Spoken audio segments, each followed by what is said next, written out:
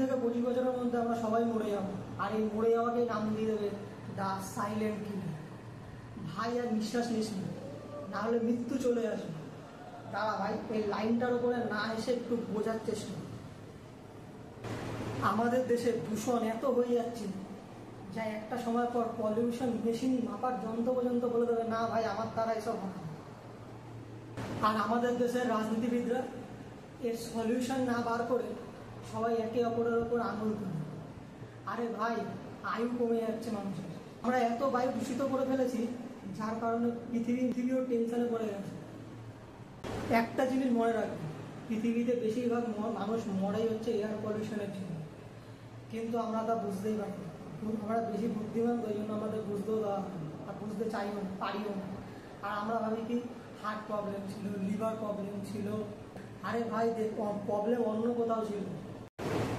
আর এইসব কারণেই আমি বলছি পলিউশন হচ্ছে একটা পুরোপুরি silent killing. Climate change, global warming, আমরা সবাই জানি এটা বিশাল বড় একটা ইস্যু, কিন্তু কোনো ইন্টারন্যাশনাল কোনো নেতা কোনো কনফারেন্সে, ধরুন ইজিপ্টে এবার একটা কনফারেন্স হয়েছিল, কোনো কনফারেন্স, এই সব কনফারেন্সে গিয়ে যখন ক্লাইমেট চেঞ্জিং বা গ্লোবাল ওয়ার্মিং নিয়ে যখন কথা বলতে যায়, এটা কীভাবে যায় জানেন? আগের বারে ইজিপ্টে এটা হয়েছিল, যেটা 200 থেকে 400টা শুধু প্রাইভেট জেট নিয়ে গেছে শুধু কনফারেন্স। আপনি জানেন না একটা প্রাইভেট জেট যতটা না বেশি গ্লোবাল ওয়ার্মিং করে, একটা গরিব মানুষ সারা জীবনও তা কখনো করতে পারে না।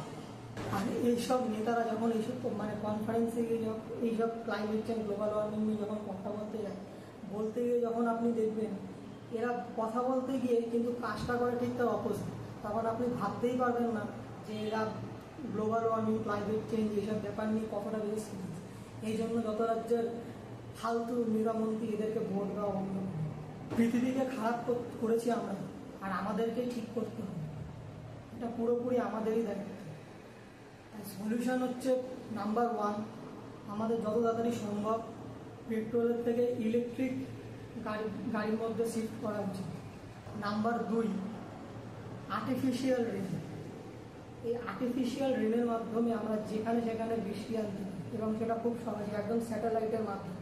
স্যাটেলাইট তৈরি করেছিল আমেরিকার একজন বিজ্ঞানী, যার নাম হচ্ছে প্রফেসর জেমস ম্যাককার্থি।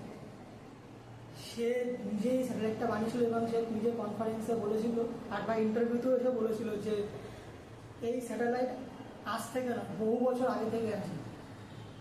মানে এই স্যাটেলাইটের মাধ্যমে আপনি সুনামি, ভূমিকম্প, বৃষ্টি, মানে যেখানে সেখানে বৃষ্টি, হাড় কাঁপানো ঠান্ডা, আপনি সব কিছু আনতে পারেন। এটা যেমন ভালো তেমনি খারাপ। খারাপ লোকেদের হাতে পড়ে গেলে পৃথিবী পুরো ধ্বংস হয়ে যেতে পারে এবং মানব সভ্যতাও ধ্বংস হয়ে যাবে।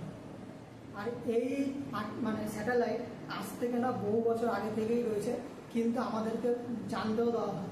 আর এই স্যাটেলাইটের মাধ্যমে ইউএসএ গভর্নমেন্ট প্রত্যেক বছরই বৃষ্টি, এবং আমেরিকাতে যে হারিকেন ঝড়টা হয়েছিল মনে আছে, সেটা কিন্তু ওয়েদার মডিফিকেশনের সাহায্যেই করে।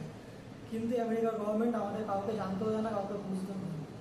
দুবাইতে কিছুদিন আগে একটা ঘটনা ঘটেছিল আর্টিফিশিয়াল রেনে, সেটা কিন্তু এর মাধ্যমেই করা হয়েছে, কিন্তু সেগুলো আমাদের কাউকে জানতে দেওয়া হয়। এটাই যেমন ভালো তেমনি খারাপ। আর এই প্রজেক্টের একটা নামও আছে, এই প্রজেক্টের নামটা হচ্ছে হার্ট প্রজেক্ট। মাছ মাংস খাওয়া আজকে থেকে বন্ধ করে দেবে। দাঁড়া ভাই, এটা কেন বললাম, এর পিছনে কারণ আছে। মাছ মাংস যত বেশি খাবি তত গ্লোবাল ওয়ার্মিং বাড়বে। এটা কখনো কোনো একদিন বলবো অন্য কোনো ভিডিও। আর যত পারো গাছ লাগাও। কী গাছ লাগাবে? আম গাছ? একদমই না। গাছ লাগাবে নিম গাছ। আপনি আমি সবাই মরে যাবো, ওই গাছ 500 বছর বাঁচবে। আর নিম গাছ এমন একটা গাছ, সেই গাছ 24 ঘন্টা অক্সিজেন দেয়। আর এই নিম গাছ দিয়ে আরও প্রচুর জিনিস করা যায়, ঠিক আছে? সেগুলো পরে কোনো একদিন কোনো ভিডিওতে। তাহলে এখন বাই, আবার আপনার সাথে দেখা হবে নেক্সট ভিডিওতে। ভালো থাকবেন, সুস্থ থাকবেন, বাই।